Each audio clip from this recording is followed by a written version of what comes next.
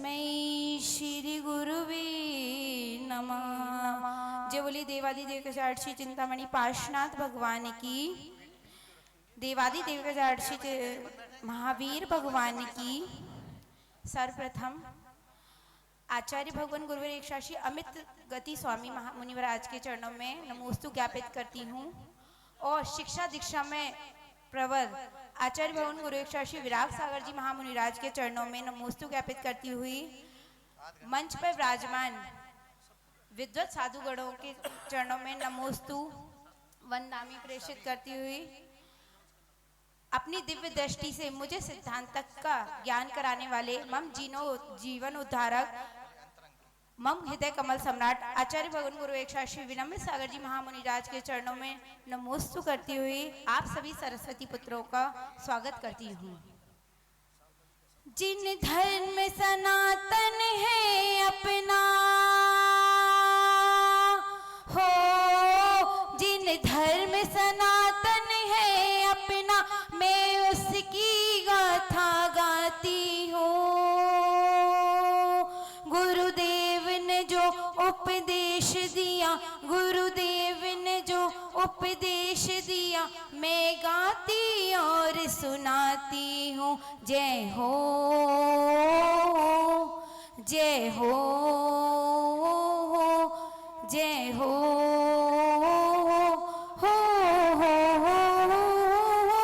इस महाग्रंथ और ग्रंथकार के चरणों शीश झुकाती हूँ। व्यक्तित्व और कृतित्व बता मैं योगों को समझाती हूँ। इस गुण रूपी सागर की मैं, इस गुण रूपी सागर की मैं बूंदों को यहाँ बिखराती हूँ। गुरुदेव ने जो उपदेश दिया, गुरुदेव ने जो उपदेश दिया, मैं गाती और सुनाती हूँ। जय हो, जय हो। तीर्थंकरों की वाणी को प्रभावित करने वाले, गढ़धर एवं परंपरा से प्रसारित करने वाले पूर्वाचार्यों ने अपने ज्ञान और अनुभव को प्राकृत संस्कृत गाथाओं के माध्यम से अनेक ग्रंथों की रचना की है। संप्राप्ति काल में संस्कृत व प्राकृत भाषाओं से लोग अनभिज्ञ होते जा रहे हैं। ऐसे समय में पूर्वाचार्यों की वाणी को जन जन तक पहुँचाना सहज कार्य नहीं है। फिर भी कहते हैं कि साधु के लिए कोई भी कार्य द्रुह नहीं होता। इसी को चरितार्थ करते हुए 21वीं शताब्दी के प्रथमाचार्य श्री आदिसागर अंकलीकरण परंपरा के परम ओजस्वी संत गणाचार्य श्री 108 विराग सागर जी महाराज के सुयोग शिष्य उच्चारणाचार्य श्री 108 विनम्र सागर जी महामुनिराज, जो भक्तांबर वाले बाबा के रूप में जगत विख्यात हैं। गुरुदेव के हृदय में इतना प्रेम है कि संसार के सारे पुष्प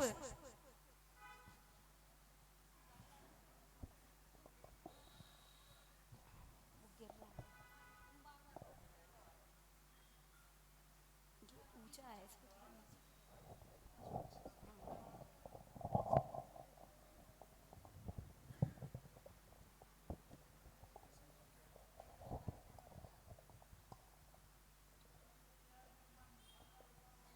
गुरुदेव के हृदय में इतना प्रेम है कि संसार के सारे पुष्प उसमें समा जावे, लेकिन उसमें रंच मात्र भी ऐसी जगह नहीं है कि छोटा सा भी शूल प्रवेश कर सके। गुरु के वचन ही क्या, संपूर्ण जीवन ही आकर्षण का केंद्र है। गुरुदेव के विशाल व्यक्तित्व को मैं शब्दों में ही नहीं बांध सकती, जिनका आचार सदैव अहिंसा, विचार में अनेकांत, वाणी में स्वाद्वाद और जीवन में अपरिग्रह, यह मूलभूत सिद्धांत हैं। पूज्य गुरुदेव सदा प्रदर्शन से दूर दर्शन की ओर अग्रसर रहते हैं। पूज्य गुरुदेव एक ऐसे साधक हैं जो शिष्यों का अनुग्रह करने वाले पाप रूपी ईंधन को जलाने के लिए अग्नि रूपी पंचेंद्रिय संबंधी महाभोगों से विरक्त, सबके द्वारा वंदनीय, जिनकी जिनकी आत्मा प्रमाद और मद से रहित है, जो जिनेंद्र देव की आज्ञा का पालन करने के लिए धर्मोपदेश रूपी अमृत से जिसका मन संबंधी मल धुल गया है, जो सम्यक दर्शन रूपी रत्न में आभूषण से सहित हैं, सम्यक ज्ञान ही जिनका भोजन है, सम्यक चारित्र रूपी वस्त्र ही जिनकी शरीर वेष्टिता है, जो विशुद्ध बुद्धि वाले हैं, महान उपशम भाव रूपी हाथी पर जो आरूढ़ हैं, शुभ अभिप्राय वाले हैं, सब जीवों को हितकारी हैं, मूल गुणों के आधार मूल मार्ग को दिखाने वाले हैं, इत्यादि गुण रूपी समीचीन रत्नों के सागर हैं, तथा संसार रूपी समुद्र में पड़ने वाले भव्य जीवों के प्रति जो हस्त अवलंबन हैं, ऐसे महान व्यक्तित्व के धनी पूज्य गुरुदेव भिंड नगर की पावन धरा में माता चमेली देवी की कुक्षी से पिता मेरचंद के आंगन में सन 1963 1 अक्टूबर को अवतरित हुए। बचपन से ही तीक्ष्ण बुद्धि के धारक पूज्य गुरुदेव ने बीकॉम एमकॉम की शिक्षा जिले के प्रथम स्थान गोल्ड मेडल की विशेष योग्यता के साथ पूर्ण की। पूज्य गुरुदेव 8 वर्ष तक शिक्षक पद पर रहे। आपका प्रोफेसर बनना तय हो गया था। आपकी CA PSC की तैयारी चल रही थी। तभी आचार्य विराग सागर जी गुरुदेव को पाकर समस्त उपाध्यायों को त्याग कर वैराग धारण कर लिया। गुरुदेव की अलग दीक्षा 9 अगस्त 1992 को सिद्ध क्षेत्र द्रोणगिरी में हुई। मुनि दीक्षा 8 जून 2003 को ललितपुर में 21 दीक्षार्थियों के साथ संपन्न हुई, जिसमें पूज्य गुरुदेव प्रथम दीक्षार्थी थे। पूज्य गुरुदेव विराग सागर जी गुरुदेव ने सन 2005 में कुंथुगिरी में 14 आचार्यों के साथ 200 पीछियों के सानिध्य में पूज्य गुरुदेव को आचार्य पद घोषित किया। वह 12 दिसंबर 2010 में बांसवाड़ा राजस्थान की भूमि पर पूज्य गुरुदेव को अपने हाथों से आचार्य पद देकर आचार्य विनम्र सागर जी नाम को प्राप्त किया। गुरुदेव के जीवन के घटनाक्रम को विस्तार से न बताते हुए इतना जरूर कहना चाहूंगी कि आप संत बनने का पुण्य इतना प्रबल था कि आपका भाग्य भी आपको डिगा नहीं सका। अर्थात मृत्यु के कई बार मौके आए जिसको दबे पाव भागना पड़ा।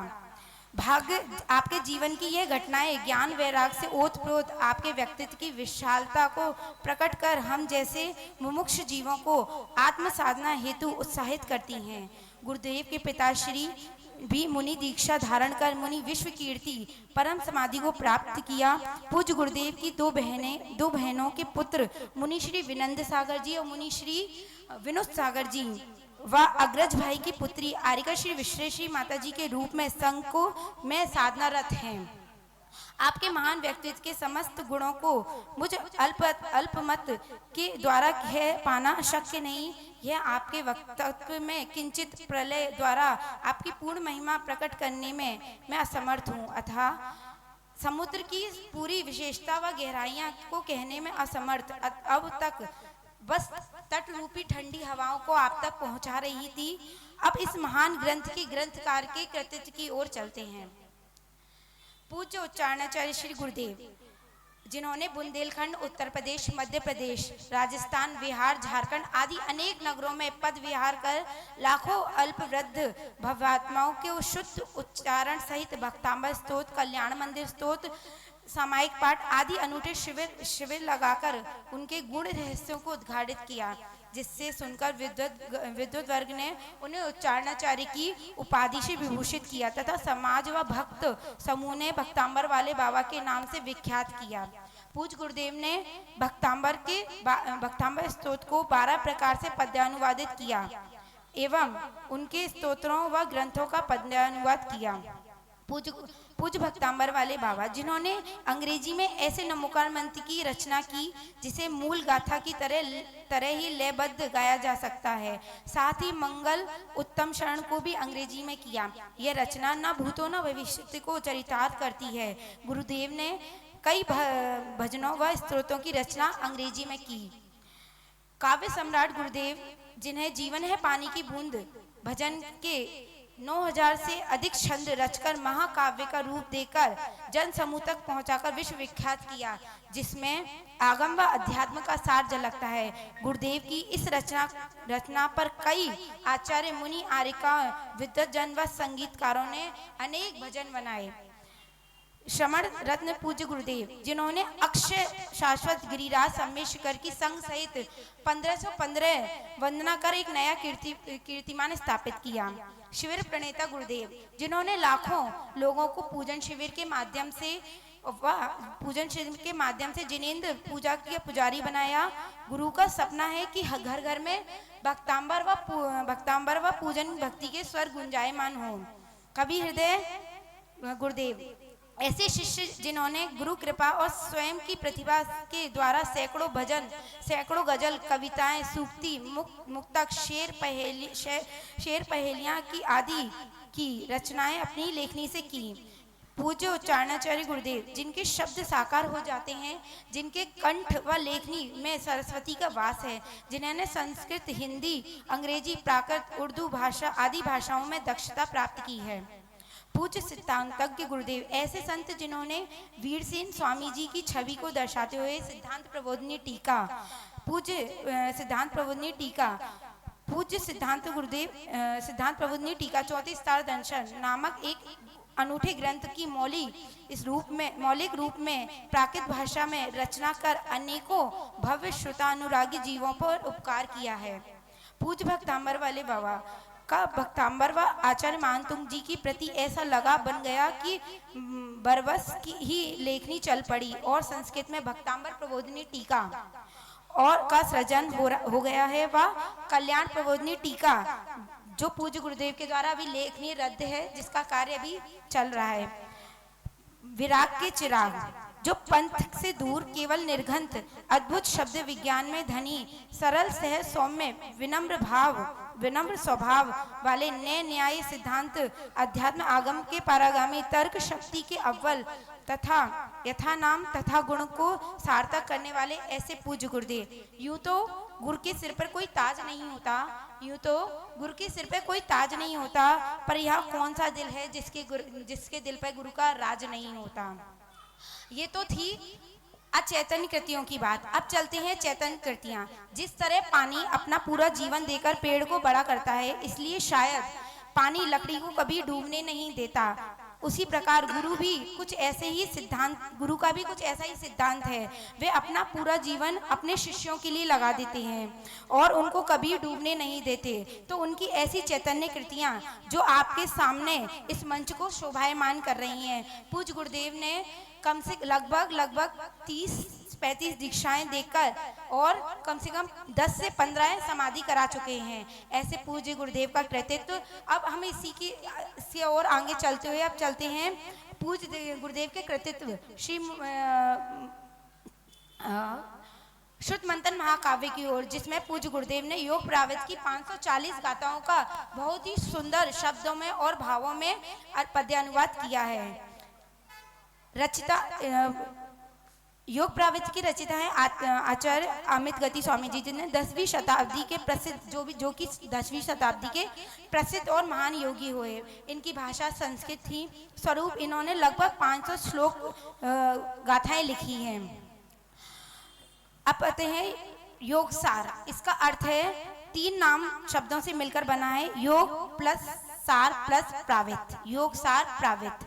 योग का अर्थ है वह शुद्ध मानसिक अवस्था जो राग, द्वेष और समस्त विकल्पों से रहित हो, यानी शुद्ध आत्म का ध्यान या आत्मिक एकाग्रता का। अब चलते हैं सार, श्रेष्ठ अंश या निचोड़, जिसे सार कहते हैं। प्रावित, उपहार या किसी विशिष्ट विषय पर सार गर्भित पुस्तक। अब मुख्य विषय वस्तु एवं दर्शन। यह ग्रंथ मोक्ष मार्ग के वास्तविक स्वरूप को स्पष्ट करते हुए साधकों को आध्यात्मिक विकास के चरणों में मार्गदर्शन करता है। शुद्ध चिंतन, इसके अंदर क्या है? शुद्ध चिंतन ग्रंथ का केंद्रीय विषय शुद्ध आत्मा के स्वरूप पर मनन करना।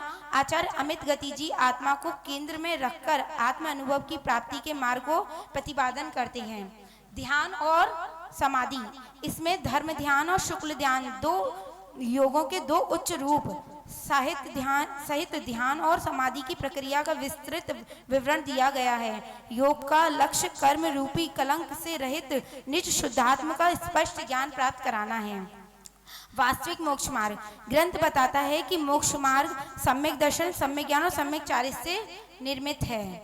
श्रमणों के आचरण के लिए इसमें विशेष रूप से श्रमण मुनि बनने की योग्यता और उनके 28 मूल गुणों के निष्प्रमाद हैं। बिना आलस्य के पालन पर प्रकाश डाला गया है।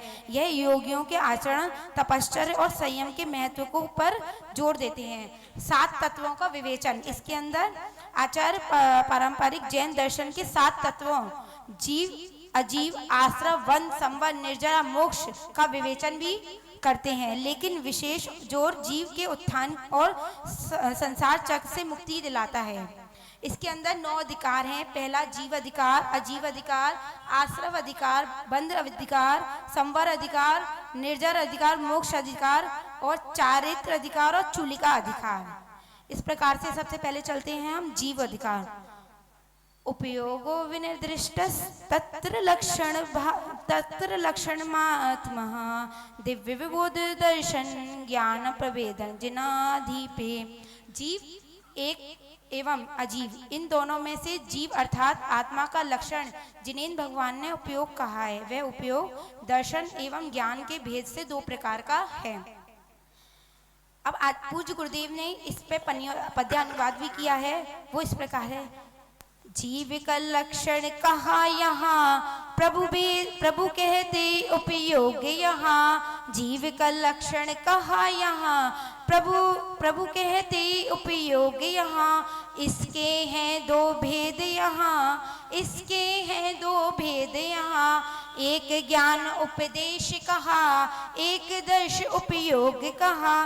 दोनों उपयोगो ओहो, दोनों उपयोगो हर जीव में पाए रे।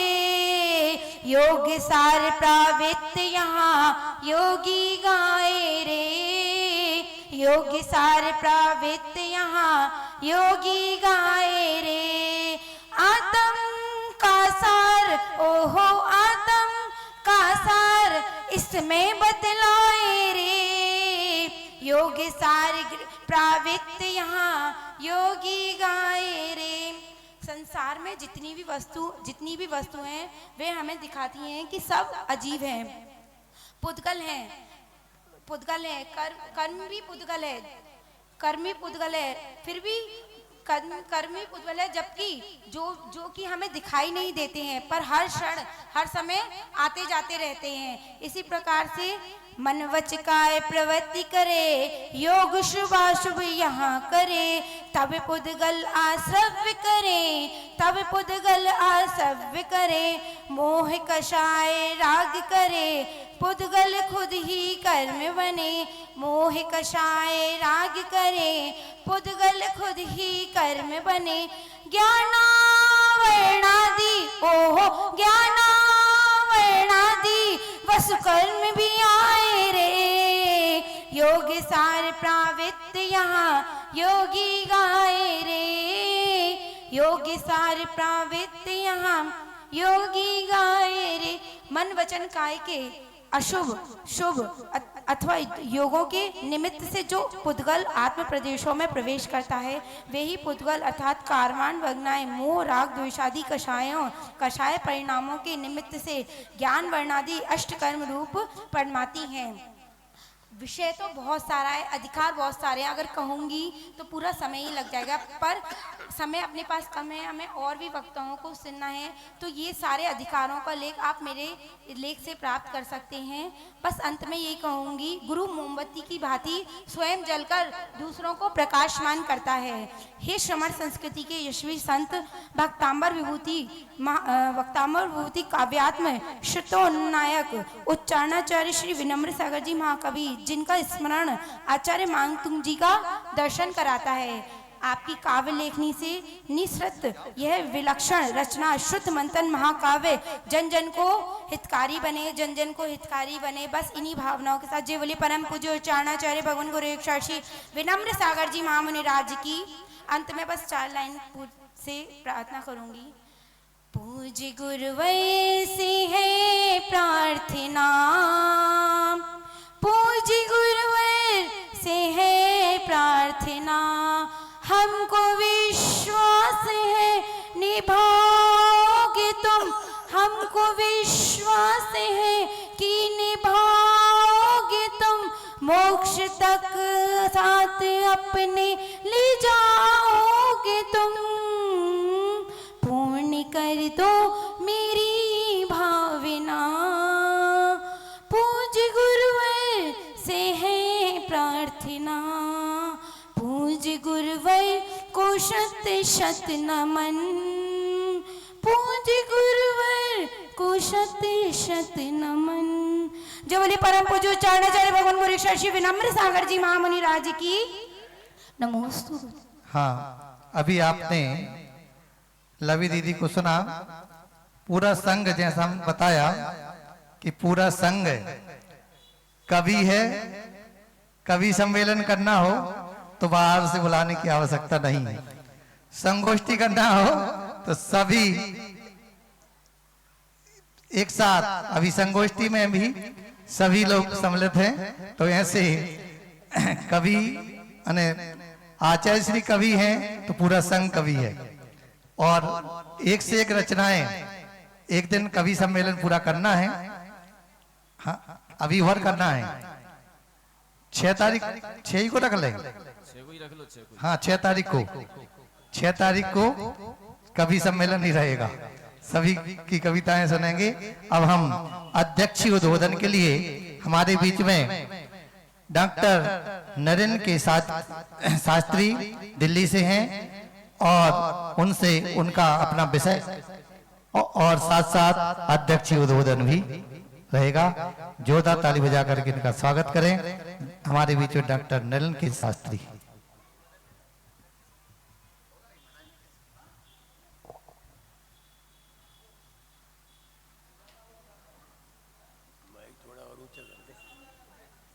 सभी को प्रणाम करता हूं, सादर जय जिनेन्द्र। प्रज्ञा, प्रमा और प्रतिभा के धनी, परिष्कृत एवं उत्कृष्ट ज्ञान तथा चारित्रमय पुरुषार्थ की चैतन्य प्रस्तुति आचार्य भगवान के पाद पद्मों की वंदना है, त्रिबार नमोस्तु है। सर्वप्रथम मैं इस संगोष्ठी के आयोजकों के प्रति अपनी कृतज्ञता अर्पित करता हूं कि उन्होंने इन मनीषियों के बीच मुझ जैसे साधारण विद्यार्थी को आज अपनी सहभागिता करने का अवसर दिया, और उससे भी अधिक यह अवसर दिया कि शुद्ध मंथन महाकाव्य के इस वारिधि में कुछ आलोड़न करने की हिम्मत करूं, उसे पढ़ने और समझने का प्रयत्न करूं। मैं आयोजकों के प्रति कृतज्ञ हूं। इस समारोह में सभा में उपस्थित विद्वत मनीषी डॉक्टर भागचंद जी भास्कर, आज के इस सत्र में जिन्होंने पत्र वाचन किया डॉक्टर महेंद्र कुमार जी मनुज, और संपूर्ण जैन समाज की एक ऐसी विभूति जिन्होंने जैन गौरव को जन जन के बीच प्रसारित किया है, प्रस्तारित किया है, आदरणीय श्री हुकुमचंद जी साबला, ब्रह्मचारी जिनेश मलैया जी, जिन्होंने जिनवाणी की अपार साधना की है, उसके संरक्षण संवर्धन के लिए उन्होंने अभूतपूर्व पुरुषार्थ किया है, डॉक्टर पीयूष जी, देवियों और सज्जनों। आज के इस सत्र में 3 प्रबोधन हुए। श्री महेंद्र कुमार जी मनुज ने आचार्य श्री के महाकाव्य का मंथन कर अपनी निष्पत्तियों को सबके सम्मुख प्रस्तुत किया। परम पूज्य मुनिश्री जी ने समाधान का वह सूत्र दिया जिसने सारे विभ्रमों को समाप्त कर दिया। साबला जी ने हम सबको निज गौरव से परिचित कराने का जो पुरुषार्थ किया वह श्लाघ्य है, पूजनीय है। मैं साबला जी से आज पहली बार मिला हूं, प्रत्यक्ष रूप से, आभासी रूप से पहले मिल चुका हूं। एक बार मुझे किसी सभा में भाषण देना था और जैन विरासत के बारे में मुझे चर्चा करनी थी। मुझे कहीं से किसी मित्र ने एक साबला जी का वीडियो भेजा था, मुझे मालूम नहीं था कि उन्होंने कहां पर वो बोला है, और उनकी वह जो ओजस्वी वाणी मैंने सुनी, मैंने उनके वीडियो से बहुत सारे सूचनाओं के सूत्र निकाले, और जब मैंने उसे प्रस्तुत किया तो सभी ने ये कहा कि जैनों का यह रूप हमें नहीं मालूम था। साबला जी ने जो पुरुषार्थ किया है वह अपने आप में श्लाघ्य है, और हम सबको उस विरासत के प्रति अपने मन में, अंतर्मन में सम्मान का भाव रखना चाहिए। संगस्थ बहन ने यह इंगित किया कि वे सचमुच में संघ में रहकर आचार्य श्री के पाद पद्मों की वंदना और अर्चना कर वह सीख रही हैं जिसके आचार्य श्री निष्णात हैं। आचार्य श्री के विराट व्यक्तित्व को शब्दों की सीमा में परोसना बहुत मुश्किल काम है। उन्होंने अपनी सधी हुई वाणी में आचार्य श्री के व्यक्तित्व के कुछ पहलुओं से सभी को परिचित कराया। इन तीनों महानुभावों की प्रस्तुतियों के बाद मैं एक छोटा सा विद्यार्थी आज के इस विद्वत सम्मेलन में श्रुत मंथन महाकाव्य के संदर्भ में अपनी बात अर्पित करने की आज्ञा चाहता हूं। देवियों और सज्जनों, श्रुत मंथन वह महाकाव्य है जो आत्मा के गुणों के अलौकिक प्रकाश से उद्भासित एक नए जहां की खोज को प्रवृत्त करने का करता है आह्वान। संगीत के स्वप्त स्वरों की माधुर्य की तरह बन गया है संश्राव्य और सुश्राव्य। यह है साभाव्य क्योंकि यह है प्लाव्य रत्नत्रय में सम्यक्त्व में करते हुए अनुगुंजित आत्मोन्नयन के एक भाव को, ऐक भाव्य को कराते हुए प्रतीति आर्य काव्य की, क्योंकि हुआ है यह स्पंदित दर्शन प्रतिभाव्य से। जीवन है पानी की बूंद को केंद्रित करते हुए सृजित 7500 छंदों में काव्य का सौष्ठव सिंधु को बूंद और बूंद को सिंधु बनाने की सिद्ध से स्फूर्त हुआ है। निर्ग्रंथ श्रमण आचार्य 108 श्री विनम्र सागर जी महामुनिराज एक अभ्रत संत हैं, एक सकल सन्यासी हैं, और हैं वे महाव्रती जो ज्ञान दर्शमय अरस अरुज, जिनकी चेतना काव्यमय है। निरावरण प्रकृति पुरुष के चित्त में स्वहित तो है ही, पर है अभिव्याप्त विश्व हितंकर की संवेदना, करुणा, अगाध परिमित वात्सल्य के संग होती है वह स्फूर्त। इतना ही नहीं, वह संतत्व स्फूर्त होता है जिसमें सुरभित है वीतराग भक्ति की गमक, शशि की शीतल चमक और रत्नत्रय साधना का उषप, जो करा रहा है जन जन को संदर्शन मुक्ति के कुंदन का। पदार्थ के मूल स्वभाव को देखकर, जानकर, वस्तु स्वरूप के सम्यक ज्ञान को पाकर महाकवि आह्लाद पाते हैं और करते हैं अनुभूति निजानंद की। करुणाधारी महाकवि का वीतराग संदेश है, आत्मा के आनंद में जियो। महाकवि की कविताओं में की विशेषता है आत्मा से उनका अंतरंग और आत्मीय संबंध। यह है महाकवि की चेतना की लय, उनकी आत्मा की धड़कन। महाकाव्य की कविताएं बार बार जीवन की निस्सारता का बोध कराती हैं। पानी की बूंद के प्रतीक के माध्यम से बूंदों के बनने और मिटने के शाश्वत सत्य के संगान के संग। देवियों और सज्जनों, परम पूज्य गुरुदेव के छंद आध्यात्मिक मंथन के बिखेरते हुए जीवन का सर्वांग विश्लेषण करते हैं प्रेरित हर श्रावक को परमात्मा बनने के लिए। बचपन से बुढ़ापे की गाथा, जन्म से मृत्यु की यात्रा, आत्मा से परमात्मा बनने का सफर शुद्ध मंथन महाकाव्य का हार्द है। गुरुदेव संकेत करते हैं, चंद दिनों का जीवन है, इसमें देखो सुख कम है, गम ही गम नजर आता है। जन्म सभी को मालूम है, मृत्यु किसी को मालूम नहीं। जाने जीवन की कब शाम हो जाए रे, जीवन है पानी की बूंद कब मिट जाए रे। देवियों और सज्जनों, शुद्ध मंथन महाकाव्य का शिल्प सधा हुआ, संयमित और गरिमामय है।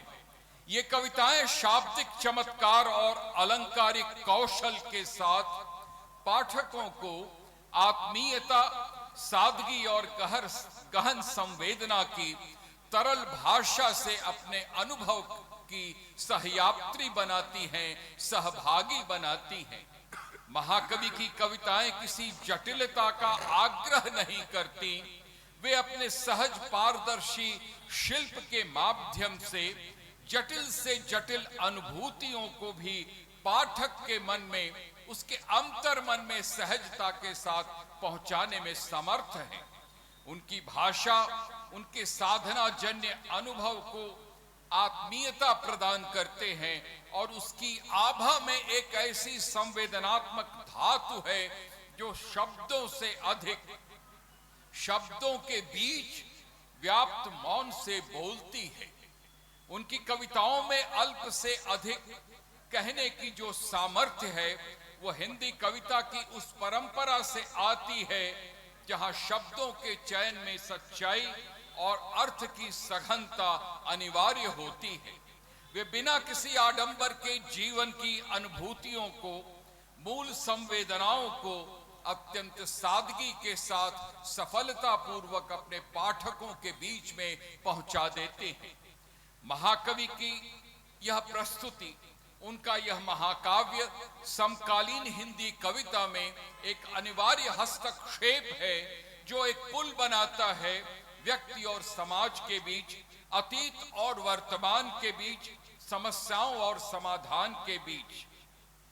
यह महाकाव्य समस्या केंद्रित भावनाओं की अभिव्यक्ति के साथ साथ सांस्कृतिक स्मृति और नैतिक उत्तरदायित्व का एक जीवंत दस्तावेज बन गया है और हुआ है उदित एक स्मृति परत नैतिक उपक्रम के रूप में भी।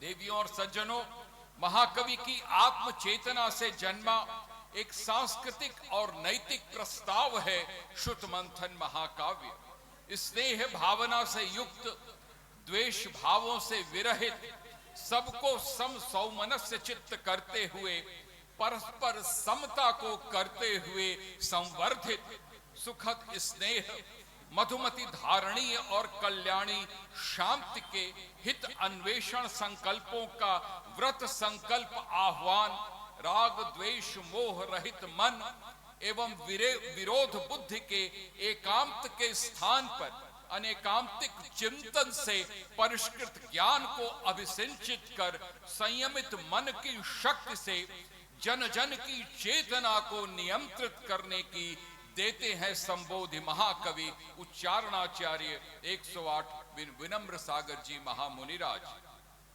अहंकार की मूर्छा, आचार विचार, कथनी करनी, सम्यक्त चिंतन, पंच महाव्रत व पंच अणुव्रत की यत्र तत्र बिखरी सर्वत्र बूंदें इस महाकाव्य के कथ्य को अप्रतिम विस्तार देती हैं।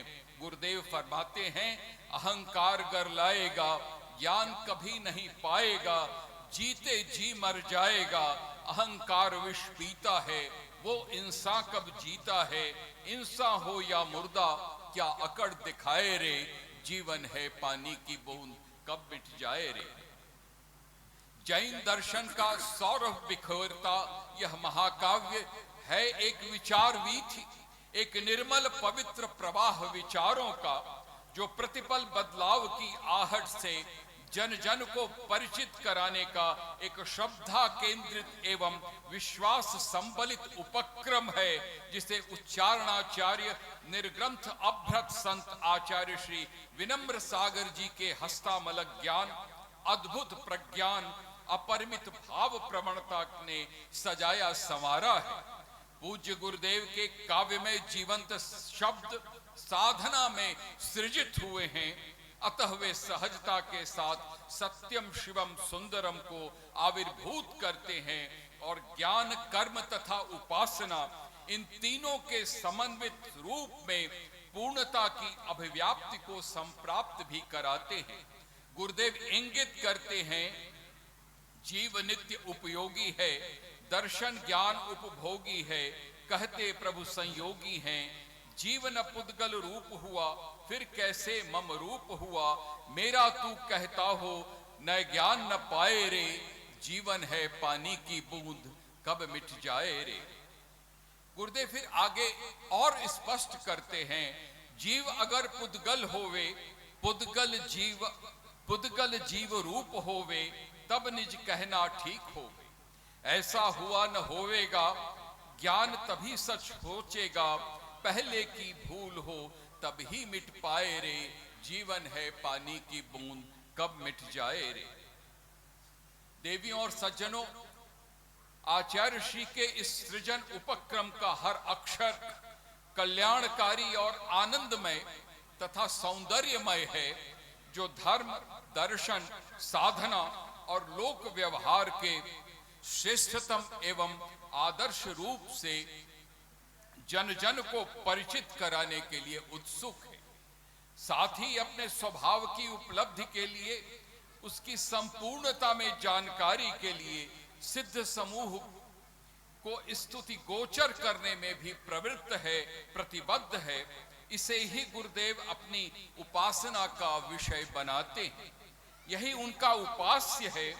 पूज्यवर कर्तव्य पथ पर मनुष्य के प्रस्थान को सत्य के संदर्शन से स्फूर्त कराते हैं और लोक कल्याण से समन्वित कर राग, द्वेष, मोह, कषाय, उद्विग्नता आदि से विरत परमार्जित सत्य से परिचित कराते हुए उसे कर देते हैं ग्राह्य भी।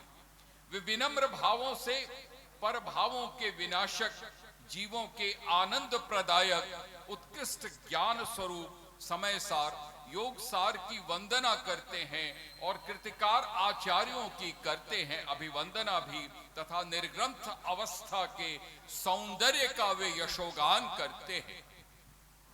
गुरुदेव का कथन है, जिन सूत्रों को जान लिया, संयम तप संयुक्त किया, वीत रागमय भाव किया, सुख दुख जिन्हें समान यहाँ, वे ही श्रमण प्रधान यहाँ, शुद्धोपयोगी हो मुनि कहलाए रे, जीवन है पानी की बूंद कब मिट जाए रे।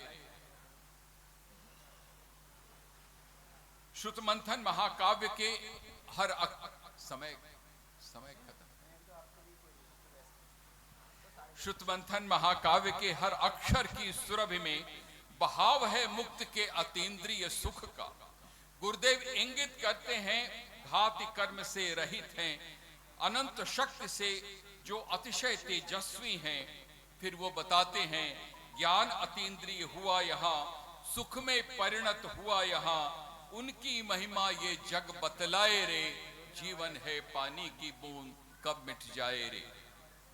देवियों और सज्जनों, अनन्य मना अपने में अकेले गुरुदेव का यह काव्य उपक्रम बोल पड़ा है, आवाहन कर रहा है संजोते हुए चांद की शीतलता को, और कर रहा है संप्रेरण सूरज की प्रखरता का, जिसकी रश्मियों में है विस्तीर्ण सदाचार, आत्मीयता, समन्वय और विश्व बंधुत्व की भावना, जो दिखाती है वह पथ जहां है परित्याग द्वेष का, घृणा, वैमनस्य और कषायविष्ट भावों का। श्रुत मंथन महाकाव्य का अभिप्रेत है आगम चक्षु साहू, जो करता है निर्दिष्ट सम्यक दर्शन ज्ञान चरित्राणि मोक्ष मार्ग, सिर्फ एक हितकारी मार्ग जो करता है जयवंत वीतराग धर्म को। गुरुदेव का सम्यक कथन समीचीन है। वे इंगित करते हैं स्वभाव में जो वस्तु रहे वही द्रव्य सद्रूप रहे, वस्तु स्वभाव स्वरूप रहे, द्रव्य कहा गुण पर्यत युक्त, जान व्यय ध्रुव परिणाम संयुक्त रहे, वही द्रव्य का स्वभाव बताए रे, जीवन है पानी की बूंद कब मिट जाए रे। गुरुदेव और आगे दर्शन की तरफ प्रस्थान करते हुए संकेत करते हैं, व्यय बिन हो उत्पाद नहीं, बिन उत्पाद विनाश नहीं, दोनों हो ध्रुव बिना नहीं, तीनों का अस्तित्व रहे तभी द्रव्य अस्तित्व रहे, तीनों बिन द्रव्य हो नहीं द्रव्य कहाए रे, जीवन है पानी की बूंद कब मिट जाए रे। सरल सरस पद्यों में पहली बार जैन धर्म के मूल तत्वों का और आत्मानुभव का उच्च स्तर से किया गया प्रस्तुतिकरण जीव तत्व के पूर्ण विशद प्रस्तुतिकरण के संग दर्शन और ज्ञान के स्वरूप तथा ज्ञान के प्रकारों एवं ज्ञान के ज्ञेय तत्व के साथ संबंध की विवेचना के साथ प्रस्थायित हुआ है। उनके विवेचन 5 अजीव द्रव्यों, उनकी सत्ता तथा उत्पाद व्यय द्रव्य और उनके आनुषांगिक गुणों एवं पर्यायों की के स्पष्टता के साथ व्याख्या करते हैं, समाहित करते हैं कर्म पुद्गल, उसके स्वरूप एवं उसकी आत्मा के साथ व्याप्त अंतर संबंध को। फिर गुरुदेव आश्रव के कारणों एवं विविध परिणामों को आलोचनात्मक दृष्टि से समझाते हैं, बंध के विविध प्रकारों का वर्णन करके ये भी समझाते हैं कि कर्मों के पुण्य और पाप रूप बंधनों से किस प्रकार बचा जा सकता है। अपनी यात्रा के अगले पड़ाव पर संवर तत्व के भाव और द्रव्य दोनों ही रूपों का व्याख्यान करते हुए गुरुदेव इंगित करते हैं कि सामायिक आदि व्रत आत्मानुभव की साधना में किस प्रकार महाहितकारी सिद्ध होते हैं। द्रव्य भाव दोनों प्रकार की निर्जरा पर प्रकाश डालते हुए वे अपनी उत्कृष्ट शैली में समुचित उदाहरणों तथा व्यावहारिक सूचनाओं द्वारा समझाते हैं कि योगी के लिए कर्मों की निर्जरा किस तरह से संभव है। गुरुदेव इंगित करते हैं सम्यक दर्शन ज्ञान चरित राग द्वेष और मोह रहित 3 रत्न हैं ज्ञान सहित, रत्न त्रय गुण रहे जहां शाश्वत सुख भी मिले वहां, ऐसा गणधर की वाणी में आए रे, जीवन है पानी की बूंद कब मिट जाए रे। फिर वो आगे बताते हैं 4 कषायें रहित हैं जो संज्ञा यहां मिटाए, जो 4 चतुष्टय पाए वो, उसको तू शुद्धात्म समझ आत्म पवित्र भाव तू कर, इससे दुखों से हो मुक्ति मिल जाए रे, जीवन है पानी की बूंद कब मिट जाए रे। श्रुत मंथन महाकाव्य में स्वस्वभाव की उपलब्धि के लिए जीव और अजीव के लक्षणों को जानने की प्रेरणा दी गई है, क्योंकि इन 2 प्रकार के पदार्थों से भिन्न संसार में तीसरा कोई पदार्थ नहीं, सभी का इन्हीं में अंतर्भाव है। इन दोनों अर्थात जीव और अजीव को वास्तविक रूप में जान लेने से जीव की अजीव में अनुरभि तथा आसक्ति न रहकर उसका परिहार संभव हो पाता है और आत्म द्रव्य से बहिर्भूत समझा जा सकता है। अजीव के परिहार से जीव को अपनी लीनता घटित होती है, राग द्वेष का क्षय होता है, राग द्वेष के क्षय से कर्मों का आश्रव बंध का छेद होता है और कर्माश्रय के छेद से निर्वाण प्राप्त होता है। दोनों तत्वों के वास्तविक रूप को गुरुदेव ने सुगमता के साथ स्पष्ट किया है। वे अपने कथ्य को इंगित करते हुए फरमाते हैं, जीव ही कर्ता भोक्ता है, तन प्रमाण युत अमूर्त है, दर्श ज्ञान उपयोगी है, अनादि निधन जीव कहा, जीव में ये अधिकार आहा, जिनवर ने ये सब हमको बतलाए रे, जीवन है पानी की बूंद कब मिट जाए रे। श्रुत मंथन महाकाव्य में आत्मधर्म को आचार्य श्री गुनते हैं अपने चित्त में। सारे संसार के संग उनकी मैत्री है, किसी से भी न तो राग है न द्वेष है, न अनुराग है और नहीं है कोई विराग, पर सब में वे समाप्त करना जी, सब में वे अपनापन देखने की निर्मोह साधना अवश्य करते हैं। मैं समापन कथ्य की तरफ निर्देश के अनुसार प्रस्थान करता हूं। आचार्य प्रवर की संबोधि की रसधारा में दर्शन के शुष्क धरातल पर काव्य की रसधारा प्रवाहमान है। यह कहना समीचीन होगा कि जीवन व मनुष्य के साथ भारतीय संस्कार आचार्य श्री के कथ्य के चरम विषय हैं, जो दर्शन की पृष्ठभूमि पर मानवता के पथ का संधान कर रहे हैं। श्रुतमंथन महाकाव्य में गुंजित पूज्य प्रवर के मौन का गीत, उनकी साधना का संगीत अपने स्वर के माधुर्य से आत्म कल्याण से जन कल्याण का मार्ग प्रशस्त करते हुए मनुज को उसकी तंद्रा को झकझोरता है। अपने विचारों और संदेशों से वे देते हैं पाथेय सुख दुख की अनुभूतियों के विभ्रम के जाल से बाहर निकलकर शाश्वत सुख के संधान का। देवियों और सज्जनों, पूज्यवर एक ऐसे अभ्रत संत हैं जिनका कायिक चित्र नहीं बोलता है, प्रतीत होता है स्पंदित उनकी आगमोक्त चर्या से। चारित्र बोलता है बिना शब्द घोष के और कर देती है जागृत उनकी देशना सुप्त मन को तमाम संशयों की इति कर। दिगंबरत्व की साधना के मूर्त चित्रकार परम पूज्य आचार्य श्री 108 विनम्र सागर जी महामुनिराज जैन धर्म के वितान पर एक नई समझ को मार्मिकता और आगमिक वैचारिकता के संग जन जन के मध्य स्फूर्त करने में सफल हुए हैं। उनकी दिगंबरत्व की साधना पारदर्शी है, जो आगम की आलोक धर्मी परंपरा को अपनी आत्मा में अभिव्याप्त दिगंबरत्व से परिपूर्ण करती है। वे अनंत ज्ञान में शुद्धात्म स्वरूप की साधना करने वाले एक ऐसे साधु हैं जिनका मुनित्व पूजनीय है। वे रत्नत्रय की भावना से निजात्म तत्व को साधने वाले साधु हैं। केवल शुद्धात्मा में लीन होते हुए निस्तरंग समुद्र की भांति शांत रहने वाले एक ऐसे संत हैं जो अपनी निर्दोष तथा आगमोक्त चर्या के संग सदैव आत्म तत्व के अभिज्ञान में तीर्थंकर की दिगंबरत्व मुद्रा के संग सन्नद्ध रहते हैं।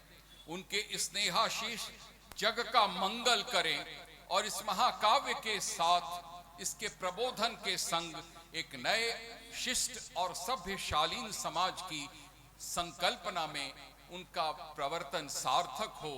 इसी भाव के साथ मैं अपना त्रिबार नमोस्तु गुरुदेव के चरणों में अर्पित करते हुए यह निवेदन करता हूं कि हे गुरुदेव, साधु रूप हरि आप हैं, पावन परम पुराण, मेटे दुविधा जीव की, सबको करें कल्याण। हे गुरुदेव, आपकी देशना हमारा कल्याण करे। त्रिबार नमोस्तु। हम अभिभूत हैं शास्त्रीय उद्बोधन को सुनकर के, अध्यक्षीय उद्बोधन को सुनकर के। मैं हृदय से डॉक्टर नलिन के शास्त्री साहब का आभार और स्वागत करता हूं। मैं चरणों में निवेदन कर रहा हूं श्रवण मुनि विनिवेश सागर जी महाराज के चरणों में कि हम सभी को श्रुत मंथन और सामायिक पाठ अपने आलेख से अवगत कराएं। परम पूज्य मुनि विनिवेश सागर जी।